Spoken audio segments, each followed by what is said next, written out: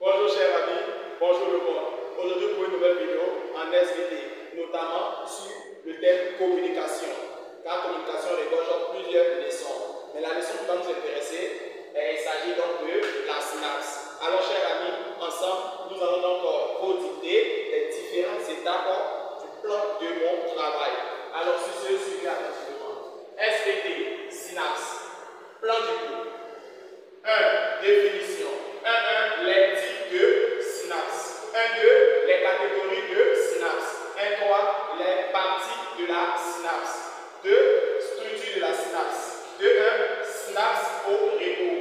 2. Synapse en activité. 3. Les types de transmission de flux nerveux dans la synapse, c'est-à-dire le mécanisme. Et maintenant, en 4, potentiel port synaptique. 4.1, le PPSE et 4.2, le PPSI. Et en 5, nous allons parler de délai synaptique. Alors, chers amis, qu'est-ce que l'on appelle la synapse? La synapse est la zone de contact ou la zone de jonction entre deux neurones, ou du moins la zone de jonction entre un neurone et une fibre musculaire appelée plaque motrice. Alors, dans un premier temps, nous allons suivre le plan de mon travail en 1, qui est la définition de la synapse.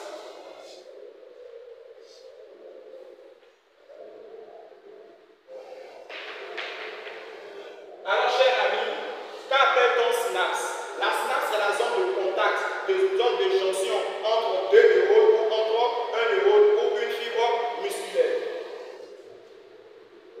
La synapse est la zone de contact ou zone de jonction entre deux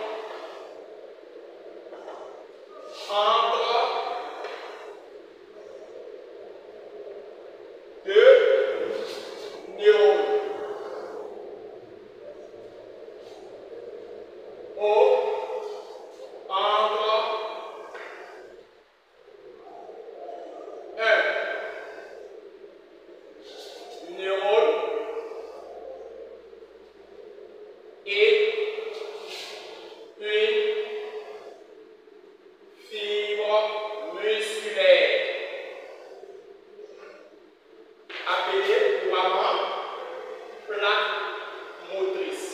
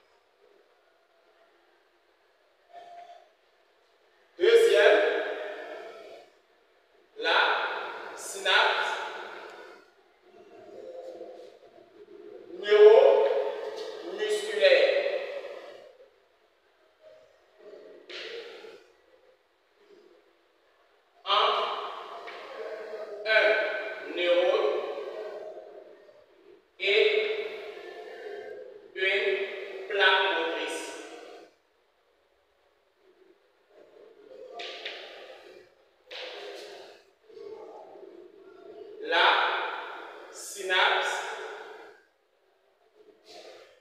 neuroglandulaire.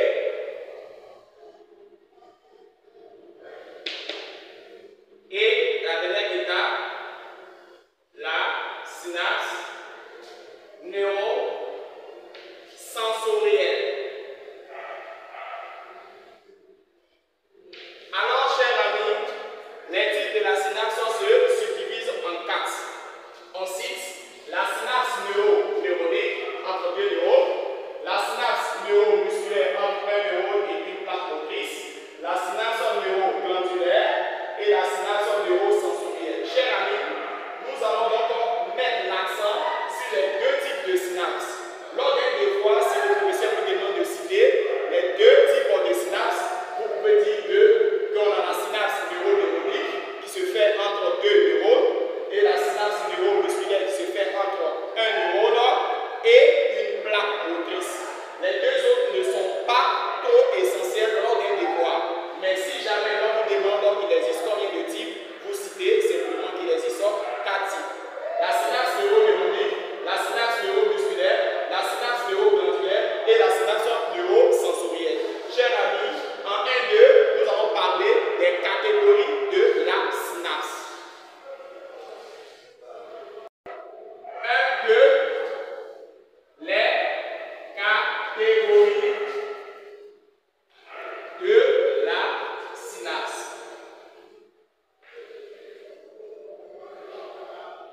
Alors, chers amis, il existe combien de catégories de synapses?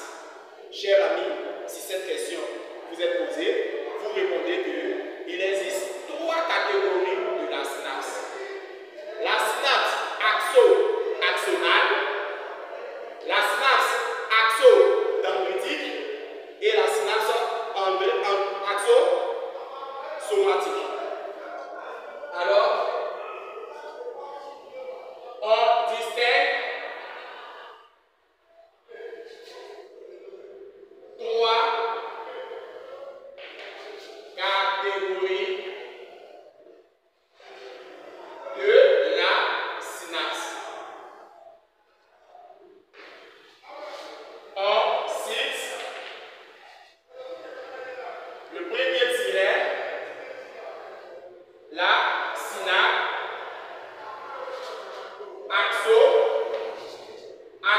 axonale, ou appelée aussi axonique, ou synapse axonique. Deuxième catégorie, la synapse axosomatique. Et troisième catégorie, la synapse axodendritique. Alors, chers amis, vous venez de retenir combien de catégories de la synapse? Il existe 3 catégories de la synapse. La synapse axonale, appelée axonique, la synapse axodendritique et la synapse axosomatique. Alors, chers amis, nous allons parler en 1-3 des parties de la synapse. 1-3, les parties de la synapse. Alors, chers amis, combien de parties la synapse possède? Une très bonne question.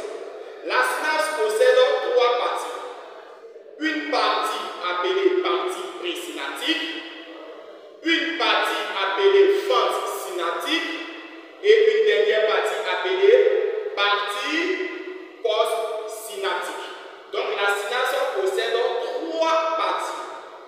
La partie présynaptique, la fente synaptique et la partie postsynaptique. La synapse possède 3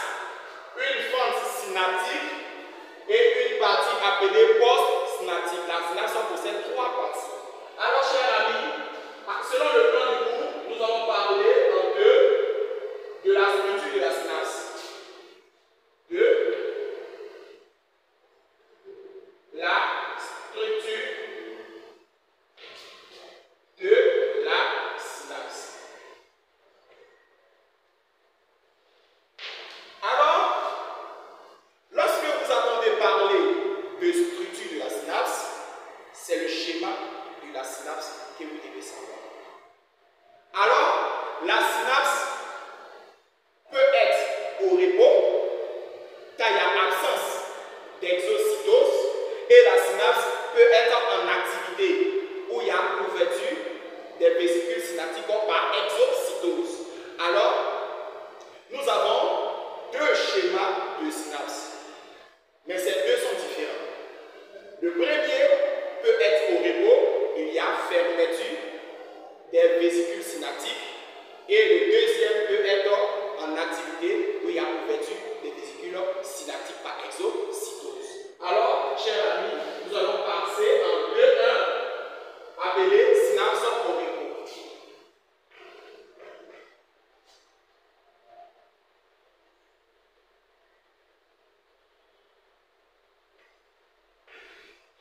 Alors, voici donc le schéma de la synapse.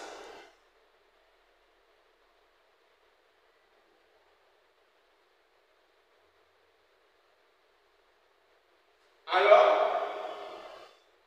cette synapse serait donc au repos. Comment savoir que la synapse est au repos? Alors, la synapse est au repos parce qu'il y a fermeture de la membrane présynaptique.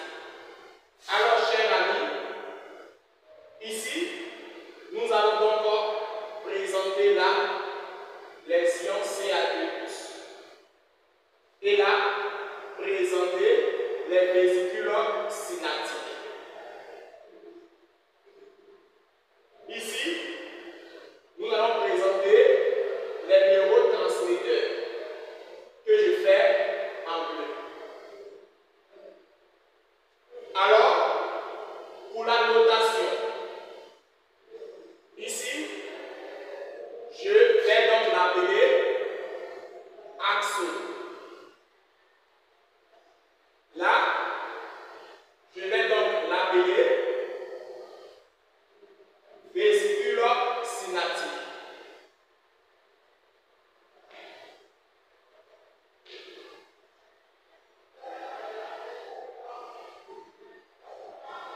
Là, je vais donc l'appeler fente synaptique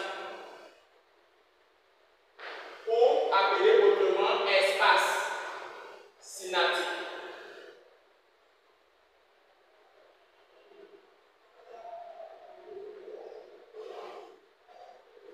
Là, je vais donc l'appeler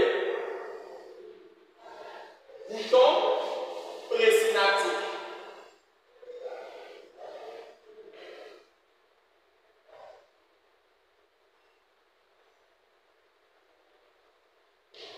Là, je vais donc l'appeler membrane présynaptique.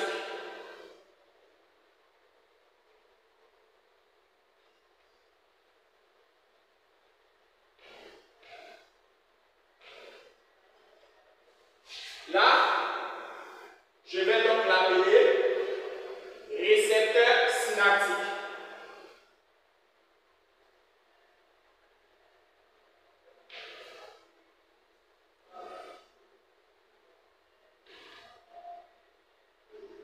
Là, je vais l'appeler membrane post-synaptique.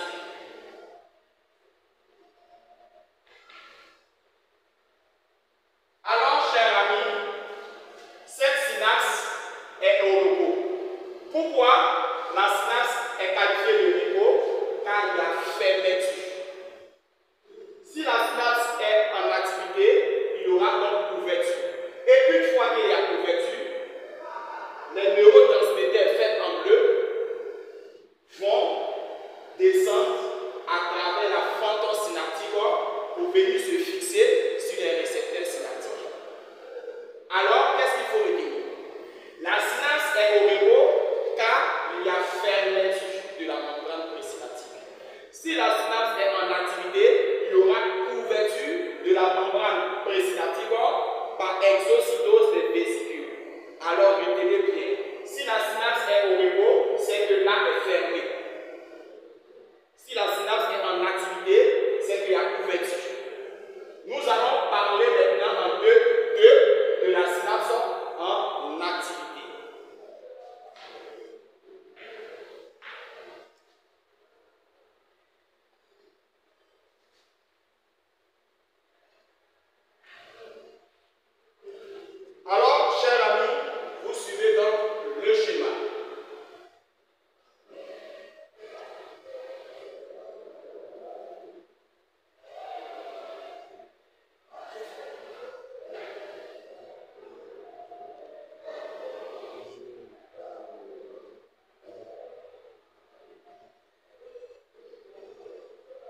Je vais compléter les noms qui peuvent figurer dans ce schéma.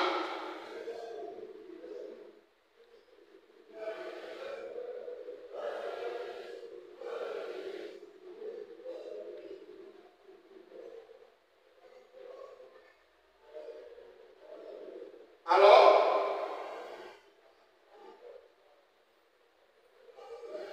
les schémas ne sont pas compliqués. Enlevez de votre tête que les schémas sont compliqués.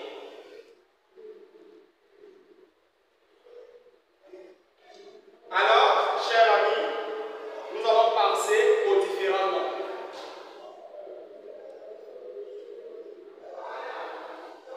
Ici, il s'agit de l'axe.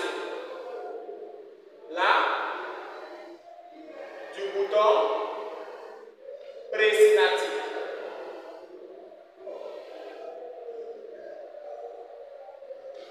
Là, de la membrane présynaptique.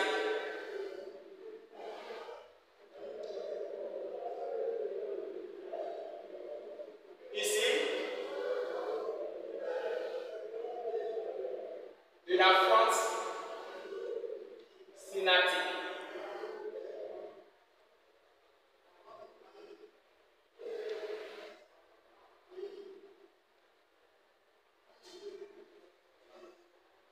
Ce schéma fait en bleu, il s'agit des neurotransmetteurs.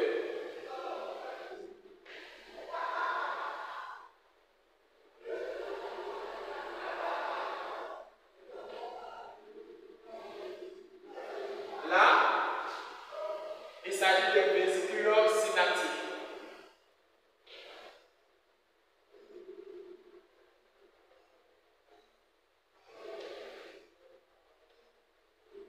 Là, il s'agit de la mitochondrie.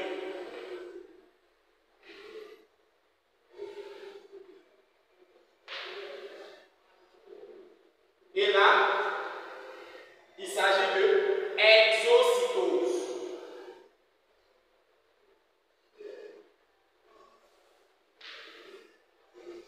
Alors, l'ouverture par exocytose des vésicules synaptiques permet de qualifier la synapse qu'elle est en activité. La présence de l'ouverture par exocytose des vésicules synaptiques caractérise une synapse en activité. Si la synapse est au repos, il y a fermeture des vésicules synaptiques. Si la synapse est en activité, il y a ouverture des vésicules synaptiques. Les points faits en bleu vont migrer jusqu'à se fixer sur ces récepteurs. Alors, je viens de parler de récepteurs synaptiques.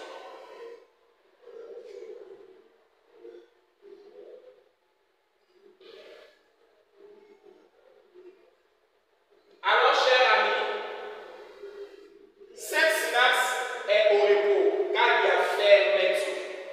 Cette synapse est en activité car il y a ouverture par exocytose. L'ouverture porte le nom de exocytose. Alors, exocytose des vésicules synaptiques.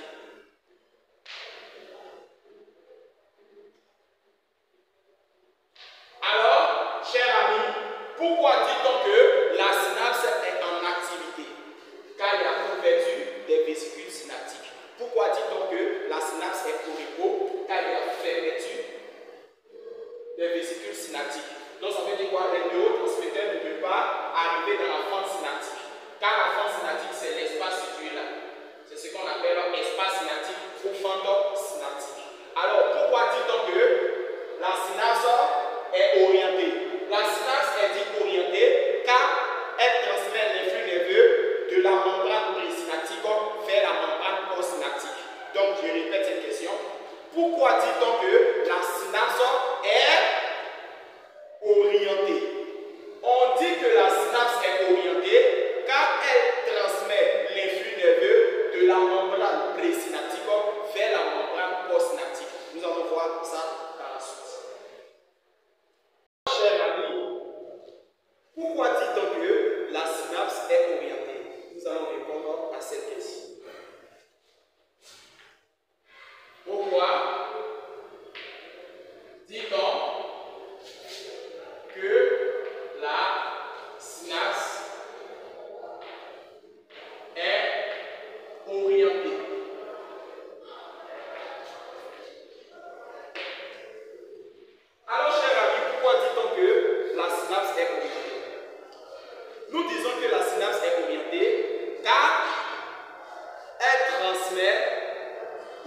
flux nerveux de la membrane présynaptique vers la membrane postsynaptique. Ça veut dire quoi? Le sens de l'influx nerveux est toujours dirigé de la membrane présynaptique vers la membrane postsynaptique. On dit que la synapse est orientée car elle transmet l'influx nerveux de la membrane présynaptique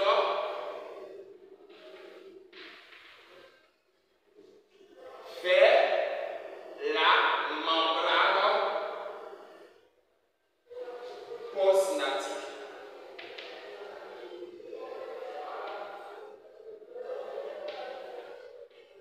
Alors, l'influx nerveux est transmis de la membrane présynaptique vers la membrane postsynaptique. Alors, en un mot, nous allons donner un schéma d'interprétation.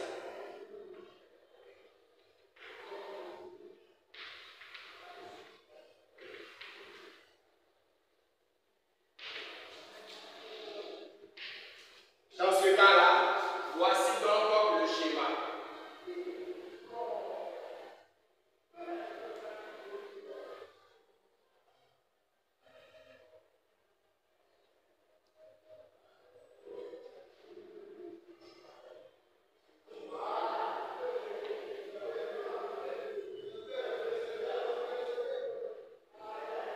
Dans ce cas-là, voici donc les vésicules synaptiques.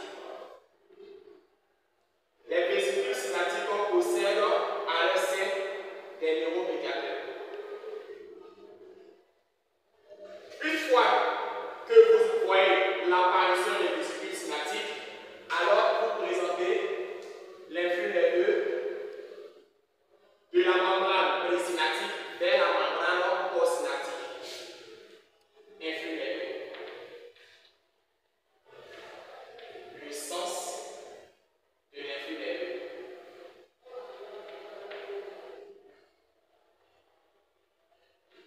Alors, ici, il s'agit de la membrane présynaptique. Et pourquoi nous savons que c'est la membrane présynaptique? Car il y a les vésicules synaptiques. La membrane présynaptique possède des vésicules synaptiques.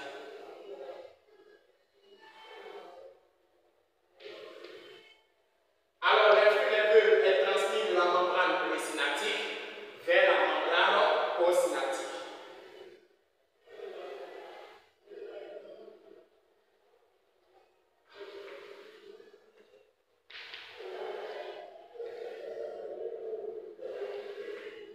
Alors,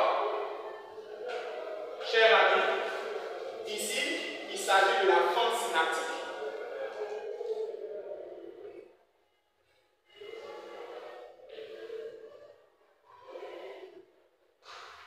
À chaque fois que vous voyez donc les parties de la synapse, présynaptique, fente synaptique, postsynaptique, l'influx nerveux est transmis de la membrane présynaptique vers la membrane postsynaptique. Ici, chers amis, il s'agit donc de exocytose.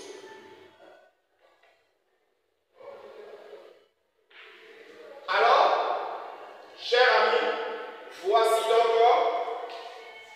l'information. Pourquoi disons-nous que la synapse est orientée? Car elle transmet l'influx nerveux de la membrane présynaptique vers la membrane postsynaptique.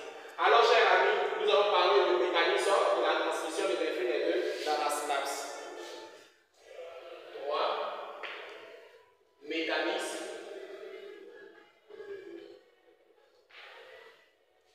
de la transmission de l'influx nerveux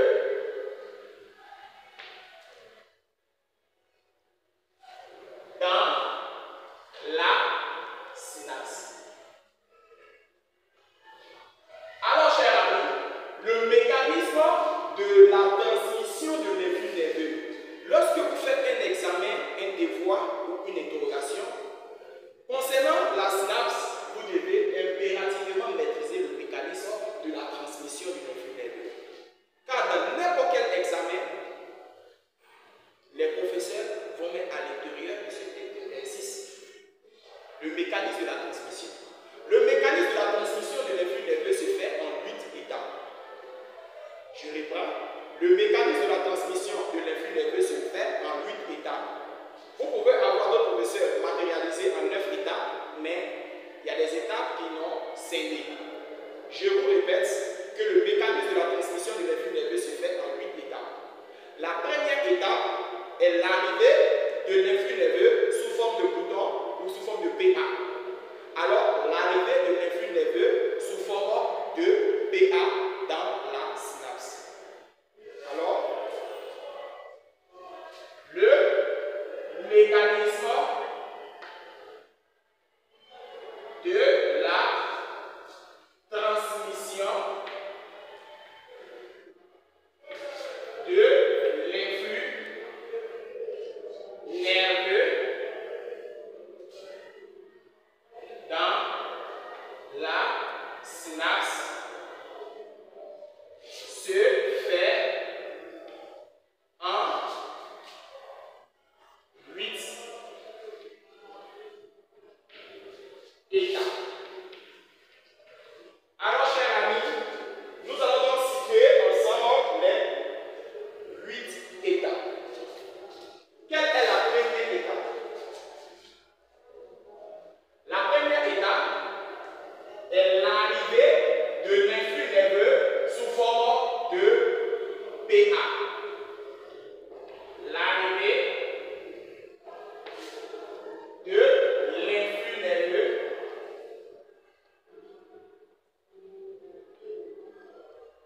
sous forme de potentiel d'action appelé PA dans le bouton présynaptique.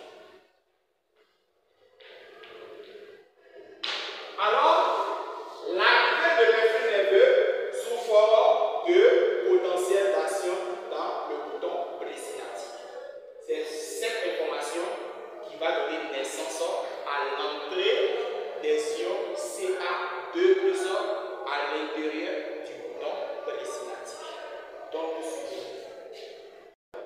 En deuxième étape, qu'est-ce que vous devez savoir? L'entrée des ions Ca2+ à l'intérieur de la membrane présynaptique. Entrée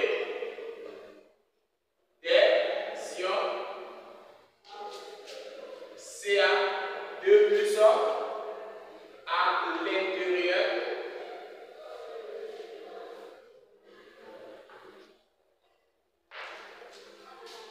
de la membrane présynaptique.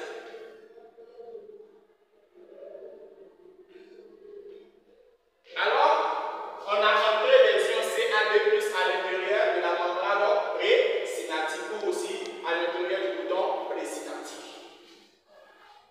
La troisième étape, il va s'en suivre la libération des neurotransmetteurs dans la fentose synaptique par exocytose. Libération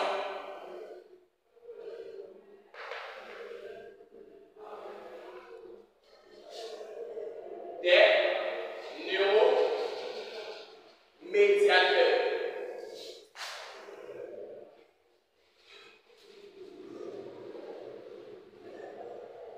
dans la fentose synaptique à travers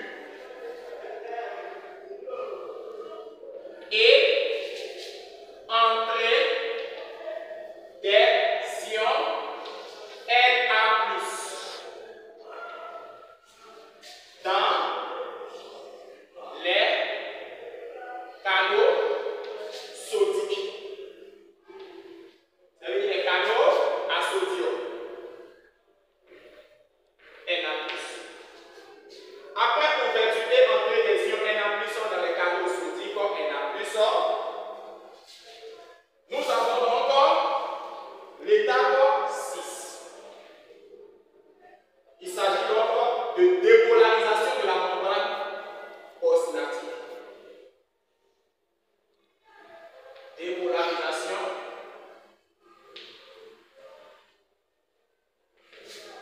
de la membrane postsynaptique. Alors, en septième étape, nous parlerons en septième étape de l'hydrolyse.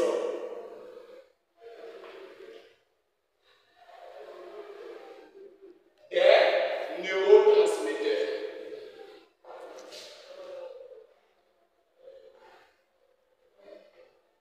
Hydrolyse des neurotransmetteurs. Après hydrolyse des neurotransmetteurs, nous avons donc la récapture, appelée la réabsorption des neurotransmetteurs, qui est la dernière phase. Récapture.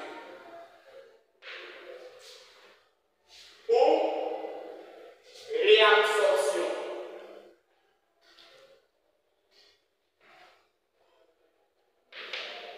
Des neurotransmetteurs.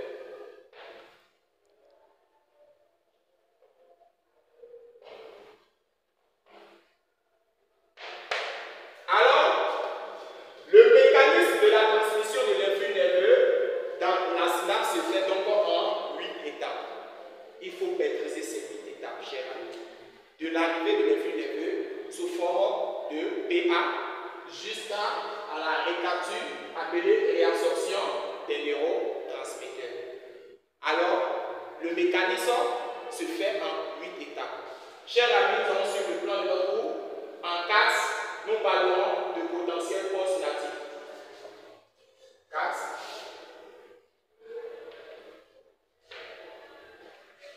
Potentiel postsynaptique.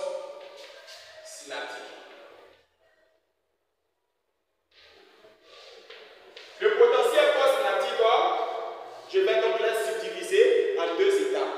Potentiel postsynaptique excitatrice et potentiel postsynaptique inhibitrice. 4.1 PPSE, qui signifie donc potentiel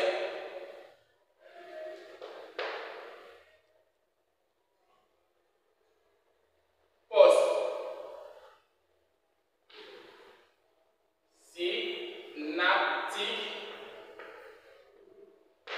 et le excitatrice.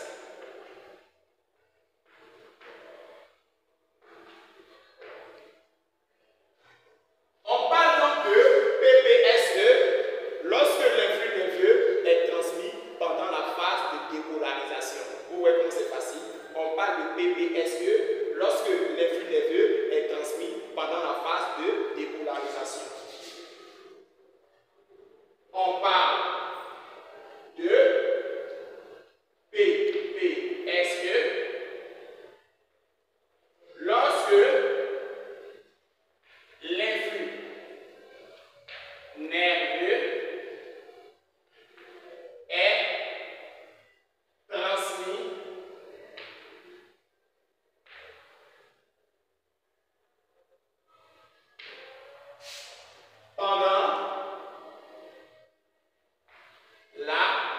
pendant la phase de dépolarisation.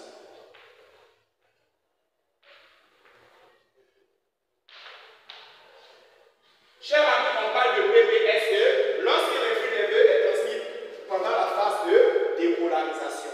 Nous avons parlé de notre schéma explicatif. Le schéma explicatif de PPSE, voici donc le schéma.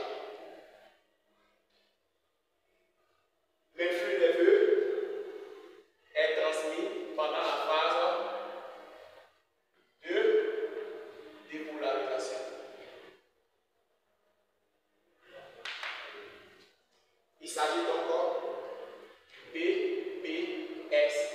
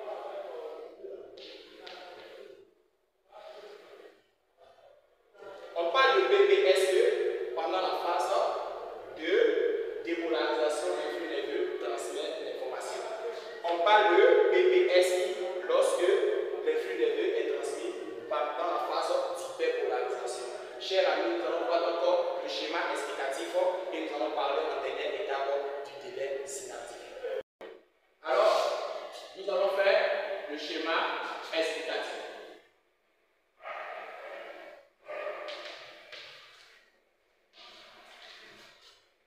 Nous avons là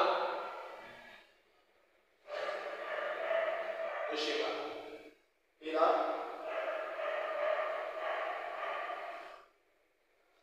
nous parlerons d'abord de phase d'hyperpolarisation.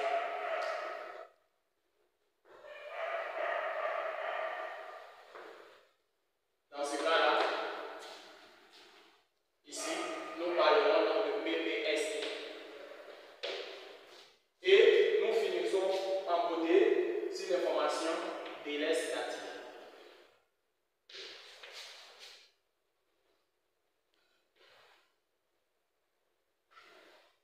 Entre deux potentiels d'action se trouve un délai statique. Nous allons préciser cette information.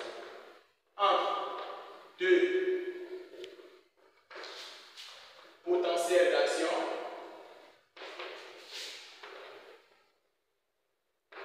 se trouve un délai statique.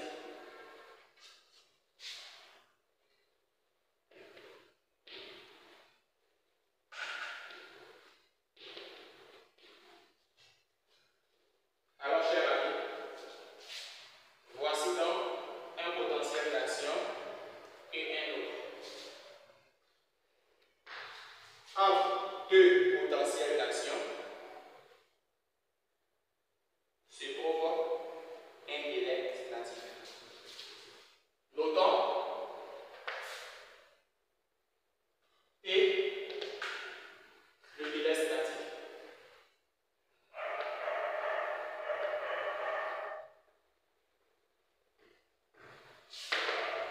Alors, entre deux potentiels d'action,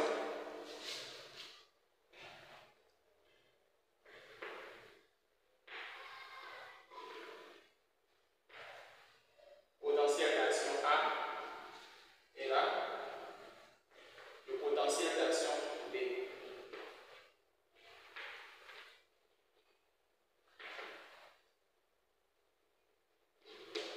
Alors, nous parlerons en bonus de période réfractaire. La période réfractaire est la période pendant laquelle les flux nerveux est moins excitable ou la fibre nerveuse est moins excitable.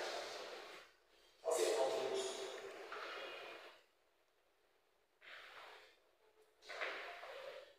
Une période réfractaire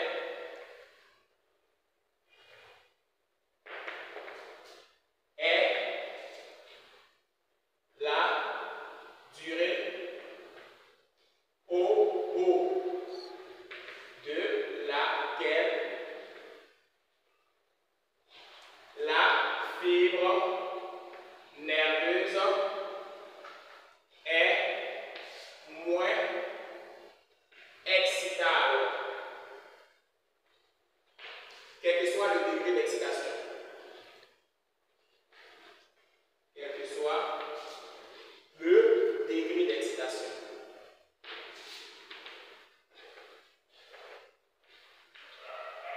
Et la période réfractaire peut être en deux types.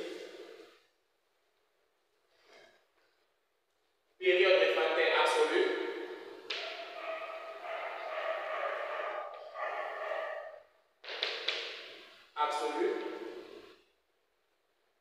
et la période réfractaire relative.